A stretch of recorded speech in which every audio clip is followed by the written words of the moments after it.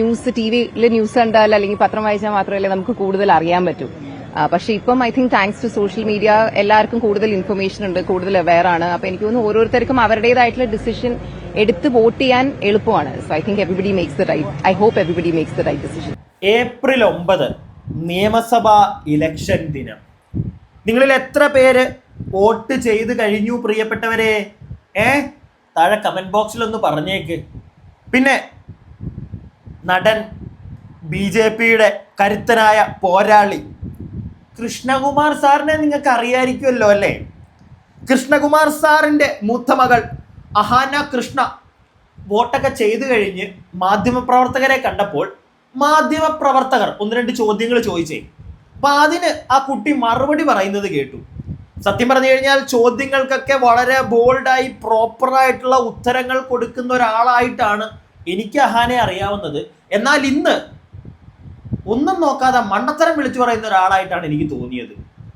മാധ്യമങ്ങൾ ചോദിക്കുന്ന ചോദ്യങ്ങൾ മനസ്സിലായില്ലെങ്കിൽ അല്ലെങ്കിൽ അതിൽ എന്തെങ്കിലും എവിടെയെങ്കിലും ഒരു കുത്തൽ ഒളിഞ്ഞു കിടക്കുന്നു എന്ന് തോന്നിയാൽ പ്രോപ്പറായിട്ട് ആ ചോദ്യം വിശദീകരിച്ച് അങ്ങോട്ട് ചോദിക്കു ചേട്ടാ എന്ന് ചോദിച്ച് മനസ്സിലാക്കി ഉത്തരം പറയാതെ എന്തൊക്കെയോ വിഡ്ഢിത്തരം പറയുന്നു കൊച്ച്.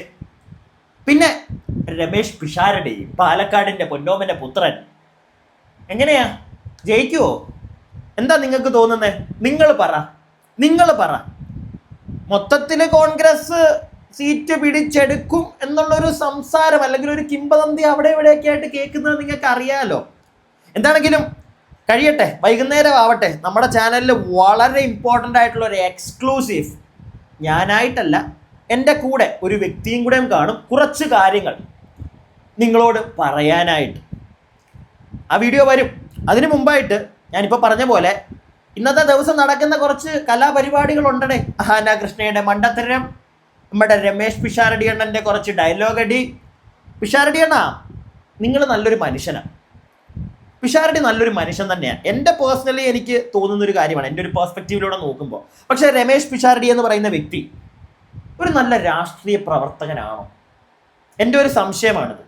അല്ലെങ്കിൽ അദ്ദേഹത്തിന് രാഷ്ട്രീയത്തിൽ നിന്നങ്ങോട്ട് പൊലിപ്പിക്കാൻ സാധിക്കുമോ? നിങ്ങൾക്ക് എന്താ തോന്നുന്നത്? താഴെ കമൻറ്റ് ബോക്സിൽ പറയുക. ഈ കുറച്ച് ദിവസത്തെ ഈ പ്രചരണങ്ങളുടെ ഇടയിൽ നടക്കുന്ന പുള്ളിയുടെ കുറച്ച് ഡയലോഗ് അടിയൊക്കെ കേട്ടപ്പോഴത്തേക്ക് ഓക്കെ, നമുക്ക് എല്ലാവർക്കും കുറേ പേർക്കൊക്കെ ഇഷ്ടപ്പെട്ടു. പുള്ളി അങ്ങനെ റിയാക്ട് ചെയ്താൽ മതി, അങ്ങനെ സംസാരിച്ചാൽ മതി, അനാവശ്യമായിട്ട് മിണ്ടാതിരിക്കുന്നതാണ് നല്ലത്, നമ്മളെല്ലാവരും പറഞ്ഞിട്ടുണ്ട്. പക്ഷേ നമ്മളെല്ലാവരും ഒന്ന് ഇരുന്ന് ആലോചിക്കേണ്ട ഒരു കാര്യമുണ്ട്. സിനിമാഭിനയമല്ല, രാഷ്ട്രീയമാണേ. ഒരുപാട് കാര്യങ്ങൾ ചിക്കിച്ചകഞ്ഞ് നമ്മൾ നോക്കണം. ചിക്കിച്ചകഞ്ഞ് നോക്കി ഞാൻ പറഞ്ഞു തരാം. അതിനു മുമ്പ് നമ്മുടെ കൃഷ്ണകുമാർ അദ്ദേഹത്തിൻ്റെ മൂത്ത മോൾ അഹാന കൃഷ്ണ പറയുന്ന കാര്യങ്ങളൊന്ന് കേൾക്കണ്ടേ? കേൾപ്പിക്കാം. അതിനു മുമ്പ് ഒരൊറ്റ കാര്യം പറഞ്ഞോട്ടെ. ചാനൽ ആദ്യമായിട്ട് കാണുന്ന ആരെങ്കിലും ഒക്കെ ഉണ്ടെങ്കിൽ ഒന്ന് ചാനൽ സബ്സ്ക്രൈബ് ചെയ്യുക. നിങ്ങളുടെ അഭിപ്രായങ്ങൾക്ക് ഇവിടെ വിലയുണ്ട്. അതുകൊണ്ട് തന്നെ കമൻറ്റ് ബോക്സിൽ നിങ്ങളുടെ അഭിപ്രായങ്ങൾ പറയുക, വീഡിയോക്ക് ഒരു ലൈക്ക് ചെയ്യുക. കമൻറ്റ് ബോക്സിൻ്റെ അവിടെ ഹൈപ്പ് എന്ന് പറയുന്നൊരു ഓപ്ഷൻ കാണാൻ സാധിക്കും, അതിലും ഒന്നും മറക്കാതെ ക്ലിക്ക് ചെയ്യുക. ഇനി അഹാന പറയുന്ന കുറച്ച് കാര്യങ്ങൾ വ്യക്തതയോടുകൂടി നിങ്ങളൊന്ന് കേട്ടോ. അമ്മയും ഹൻസിക്കയും ഒരു ഷൂട്ടിന് പോയി. ദിയ പിന്നെ ബേബി ഉള്ളതുകൊണ്ട് കുറച്ച് കഴിഞ്ഞ് വരും. രാവിലെ എണീറ്റ് വരാൻ പാടായിരുന്നു. വോട്ട് ചെയ്തിട്ട് എന്താണ്, എത്രാമത്തെ വോട്ടാണിത്? അങ്ങനെ ഓഫ് കോഴ്സ് എത്രാമത്തെയാന്ന് ഓർക്കുന്നില്ല, ഒരുപാട് പ്രാവശ്യം വോട്ട് ചെയ്തിട്ടുണ്ട്. എന്താണ് ഒരുപാട് തവണ വോട്ട് ചെയ്തിട്ടുണ്ട്. ആ ചോദ്യം ചോദിക്കുന്ന ആൾ ചോദിക്കുന്നത് എത്ര തവണ വോട്ട് ചെയ്തിട്ടുണ്ട്. അഹാന ഒരു മറുപടി പറയുന്നതിന് മുമ്പ് തിരിച്ചു ചോദിക്കാം. കാരണം ഒരുപാട് ചോദ്യങ്ങൾക്ക് മുമ്പിൽ തിരിച്ച് ചോദ്യങ്ങൾ ചോദിച്ച് ആ ചോദ്യത്തിനെ അഹാനയോട് ചോദിക്കുന്ന ചോദ്യത്തിനെ കുറച്ചും കൂടെ ക്ലാരിഫൈ ചെയ്ത് മനസ്സിലാക്കി ഉത്തരം പറയുന്ന ഒരാളാണ് അഹാന. എത്രാമത്തെ വോട്ടാണ്, എത്ര വോട്ട് ചെയ്തു എന്ന് ചോദിക്കുമ്പോൾ വ്യക്തമായിട്ട് ചോദിക്കാം. ചേട്ടാ, എനിക്ക് 30 വയസ്സേ ആയിട്ടുള്ളൂ. ഈ 30 വയസ്സിനിടയ്ക്ക് 2 തവണയെ നിയമസഭാ ഇലക്ഷൻ വരത്തുള്ളൂ. അപ്പം 2 വോട്ടല്ലേ എനിക്ക് ചെയ്യാൻ പറ്റൂ? ഇനി അതല്ല, ഈ പഞ്ചായത്ത് ഇലക്ഷൻ അങ്ങനെ എല്ലാം കൂടെ നോക്കിയിട്ടാണോ ചേട്ടൻ ഉദ്ദേശിക്കുന്നത്? ചേട്ടൻ എന്നോട് ചോദ്യം ചോദിക്കുന്നത് അതോ നാട്ടുകാരുടെ മുമ്പിൽ ഞാൻ മണ്ടിയാണ് അല്ലെങ്കിൽ ഞാൻ മണ്ടത്തരം പറയണം എന്ന് ആഗ്രഹിച്ചിട്ടാണോ ചേട്ടൻ ഈ ചോദ്യം? എത്ര തവണ ഇലക്ഷന് വോട്ട് ചെയ്തു, എത്ര വോട്ട് ചേട്ടൻ അങ്ങോട്ട് കുത്തിക്കൊടുത്തു, ചേച്ചി അങ്ങോട്ട് കുത്തിക്കൊടുത്തു? ഒരു ക്ലാരിറ്റി ഇല്ലാത്ത ചോദ്യമായിപ്പോയി. പ്രത്യേകിച്ച് എത്ര തവണ വോട്ട് ചെയ്തിട്ടുണ്ട് എന്ന് ചോദിക്കുമ്പോൾ അതിനൊരു ക്ലാരിറ്റി. ഇപ്പോൾ നിയമസഭാ ഇലക്ഷൻ ഇതിപ്പോൾ 2ാമത്തെ തവണ ആണ് അഹാന. നിയമസഭാ ഇലക്ഷന് 2 തവണ നിങ്ങൾ വോട്ട് ചെയ്തിട്ടുണ്ട്. അത് കൂടാതെ ഇവിടെ പല ഇലക്ഷൻ, പഞ്ചായത്ത് ഇലക്ഷൻ ഉൾപ്പെടെ വന്നു. ഇതിനെല്ലാം നിങ്ങൾക്ക് വോട്ടുണ്ടായിരുന്നോ? അങ്ങനെയാണെങ്കിൽ എത്ര എണ്ണം മൊത്തത്തിൽ നിങ്ങൾ ചെയ്തു കാണും? വളരെ ക്ലിയർ ആയിട്ട് ചോദിക്കാം ആ ഒരു ചോദ്യത്തെ. പിടികിട്ടിയോ?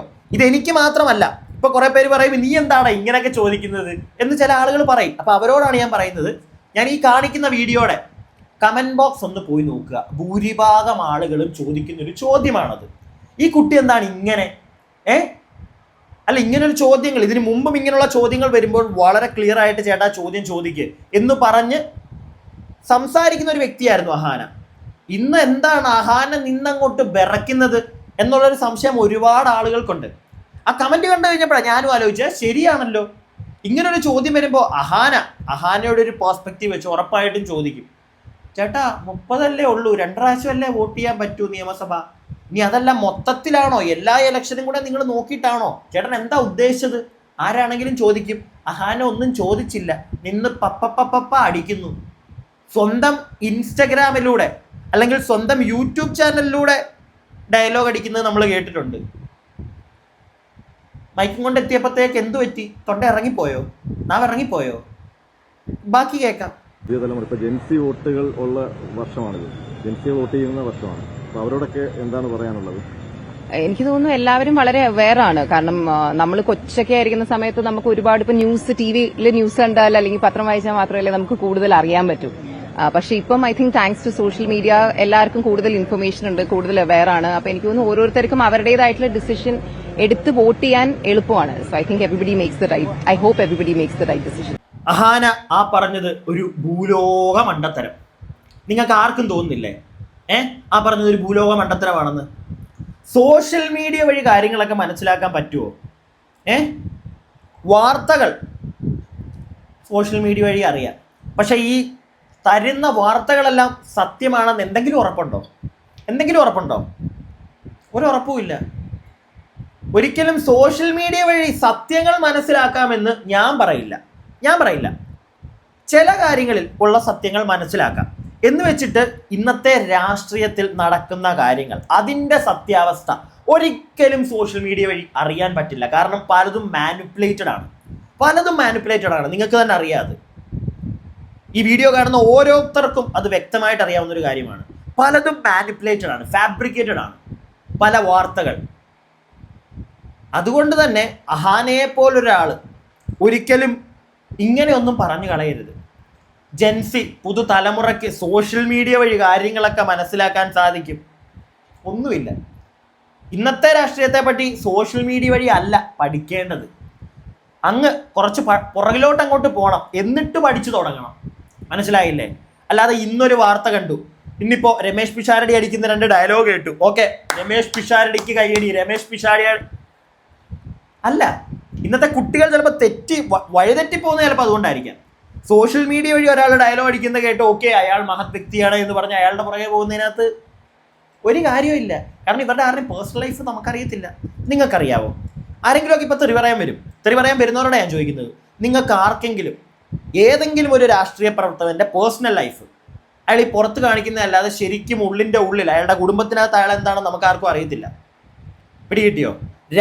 അയാളുടെ രാഷ്ട്രീയം എന്താണെന്ന് പോലും അയാൾ നമ്മളെ കാണിക്കുന്നത് മാത്രമേ നമ്മൾ കാണുന്നുള്ളൂ.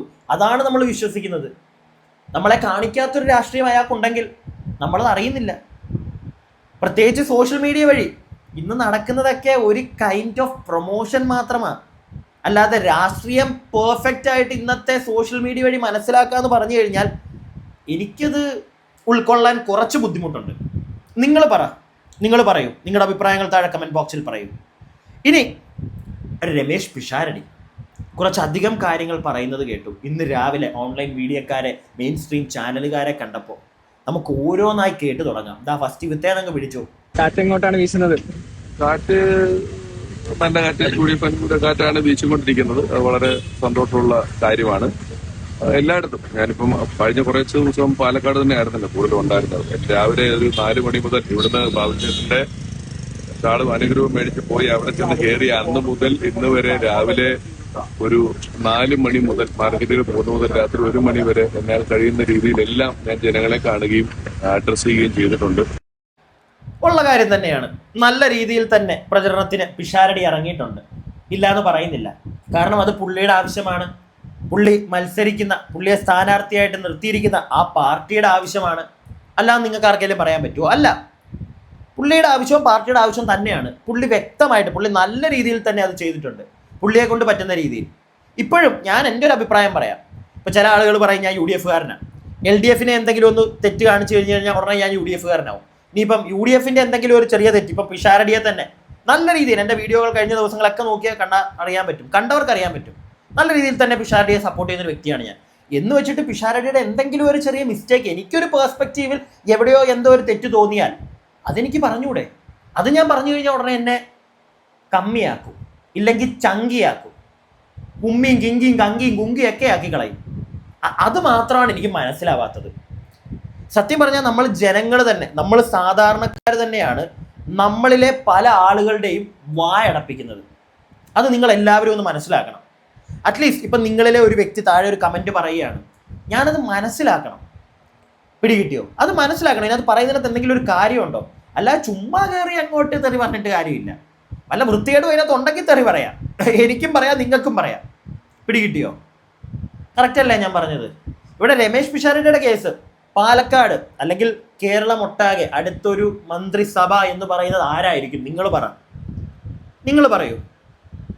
ഞാനായിട്ട് ഇവിടെ ഒന്നും പറയുന്നില്ല. പക്ഷെ പാലക്കാട് രമേശ് പിഷാരടി എന്നുള്ളൊരു കാര്യത്തിൽ വോട്ട് നടന്നുകൊണ്ടിരിക്കുന്നതേ ഉള്ളൂ. എങ്കിലും കൊണ്ടുപോകാനുള്ളൊരു സാധ്യത എവിടെയൊക്കെയോ കാണുന്നുണ്ട്. മനസ്സിലായില്ലേ? അതുപോലുള്ള കാര്യങ്ങളാണ് ഈ കഴിഞ്ഞ ദിവസങ്ങളിൽ നടന്നതല്ല. പ്രത്യേകിച്ച് ഇന്നലെ ശോഭാ സുരേന്ദ്രൻ ചേച്ചി നാണം കെട്ട് നാറിയ അവസ്ഥയൊക്കെ, അയ്യോ. വൈകുന്നേരമൊക്കെ ഇപ്പൊ പിന്നെയും വീഡിയോ മാധ്യമങ്ങളുടെ ഫ്രണ്ടിൽ നിന്നങ്ങ് മെഴുകിക്കളയുക ശോഭാ സുരേന്ദ്രൻ. ഇങ്ങനെയൊക്കെ മെഴുകാൻ പറ്റുമോ ആളുകൾക്ക്? എന്താണെങ്കിലും നമുക്ക് അടുത്തൊരു വീഡിയോ ഇനി കാണാം. ഞാൻ ഇവിടുന്ന് പോകുമ്പോൾ പറഞ്ഞ വാക്ക്, ഒരു ഫെയർ പൊളിറ്റിക്സ് എന്നൊരു വാക്ക് ഞാൻ ഉപയോഗിച്ചു. ഞാൻ ഇത്രയും ദിവസം എന്റെ മറുപക്ഷത്തുള്ള ഒരു സ്ഥാനാർത്ഥികളുടെയും പേര് പറയുകയോ വ്യക്തിപരമായി ആരെങ്കിലും പരാമർശങ്ങൾ കൊണ്ടോ നോക്കുകൊണ്ടോ വാക്കുകൊണ്ടോ അറ്റാക്ക് ചെയ്യുകയോ ഒന്നും ചെയ്യാതെ ജനങ്ങളുമായിട്ടാണ് നമ്മൾ സംവേദിക്കേണ്ടത് എന്ന ഉത്തമ ബോധ്യത്തോടു കൂടിയിട്ട് പരമാവധി ജനങ്ങളെ കണ്ടു. പാലക്കാട് നിയോജക മണ്ഡലത്തില് എന്നെ കൊണ്ട് കഴിയാവുന്നത്രയും ആളുകളെ അഡ്രസ് ചെയ്തിട്ടുണ്ട്. അപ്പൊ അതിൻ്റെയൊക്കെ ഒരു ഗുണം വരും. രമേശ് പിഷാരടി, താങ്കളാ പറയുന്നത്, അതായത് ഈ പ്രചാരണ സമയത്ത് ജനങ്ങളെയാണ് കൂടുതൽ കാണേണ്ടത്, അവരുടെ അടുക്ക നല്ല രീതിയിൽ നിന്നെങ്കിൽ മാത്രമേ വോട്ട് കിട്ടത്തുള്ളൂ, അത് വേറെ കാര്യം.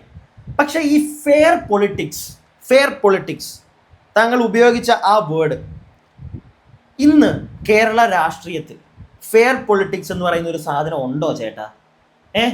അല്ലെങ്കിൽ ആ ഫെയർ പൊളിറ്റിക്സും പിടിച്ചോണ്ടിരുന്നാൽ ഇന്ന് രാഷ്ട്രീയം മുന്നോട്ട് പോകുമോ? നിങ്ങളുടെ രാഷ്ട്രീയം, രമേശ് പിഷാരടി എന്ന വ്യക്തിയുടെ രാഷ്ട്രീയം, അത് മുന്നോട്ട് പോകുമോ ഫെയർ പൊളിറ്റിക്സും പിടിച്ചിരുന്ന? അല്ലെങ്കിൽ എത്ര കാലം നിങ്ങൾ ആ ഫെയർ പൊളിറ്റിക്സ് പിടിച്ചിരിക്കും? അല്ല, അങ്ങനെ ഫെയർ പൊളിറ്റിക്സ് മാത്രം പിടിച്ചിരിക്കാനാണെങ്കിൽ എന്തിനാണ് രാഷ്ട്രീയത്തിലേക്ക് വന്നത്? ചില സാഹചര്യങ്ങളിൽ നിങ്ങൾ സംസാരിക്കേണ്ട വരും. നിങ്ങളുടെ ഓപ്പോസിറ്റ് നിൽക്കുന്ന ആളിനെതിരെ അയാളുടെ തെറ്റ് ചൂണ്ടിക്കാണിച്ച് സംസാരിക്കേണ്ട വരും. സംസാരിക്കേണ്ട സാഹചര്യങ്ങളിൽ സംസാരിച്ചേ പറ്റുള്ളൂ. എന്ന് വെച്ചിട്ട് എല്ലായിടത്തും സംസാരിക്കേണ്ട കാര്യമില്ല. ഒഴിഞ്ഞു മാറേണ്ടത് നൈസായിട്ട്, ചേട്ടൻ ഈ അടുത്ത ദിവസങ്ങളിൽ കാണിച്ചതുപോലെ തന്നെ നൈസായിട്ടൊരു ഡയലോഗ് അടിച്ച് ഒഴിഞ്ഞങ്ങ് മാറാം. പക്ഷേ ഇനി ഒരു ജനപ്രതിനിധി ആയിക്കഴിഞ്ഞാലെങ്കിലും ചേട്ടൻ ഈ ഫെയർ പൊളിറ്റിക്സിൻ്റെ കാര്യം പറയരുത്. നടക്കത്തില്ല. ഇന്നത്തെ കേരളത്തിൽ അത് നടക്കത്തില്ല. സംസാരിക്കേണ്ടടത്ത് സംസാരിച്ചേ പറ്റൂ രമേശ് പിഷാരടി ചേട്ടാ.